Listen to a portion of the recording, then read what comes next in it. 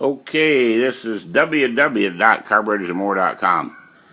This customer, I think his name is Wes. Anyway, we have AVS 40, I don't know what the number of it is. All I remember about these is they got these recessed screws. Someone has took the effort, and they're usually filled with lead, and they're usually hard as HE double hockey stick to get out of there, and usually we don't mess them because they usually break off. Well, somebody has went to the effort and they've got one of them loose.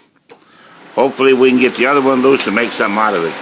This thing here used to be for leaded fuel, so that when you're coasting down a hill the motor wouldn't stall out, but we'll clean it up and put it back on it, but it don't do anything.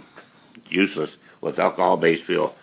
Okay, this carburetor is running so lean, it's about like a skinny girl in one of them modeling contests. I don't know what it'll do if you put a load on it. I think it'll stall out, but man, it is running lean, skinnier than a toothpick. I'm going to go ahead and put the dynamometer on it. I'm going to put a load on it, and be sure it's just about out of the range of leaving fire, you know. Yeah, that's what I thought.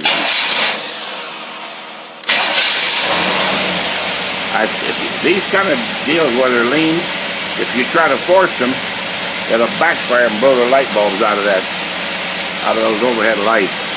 So we're not going to get too crazy with it. One more time, that's enough.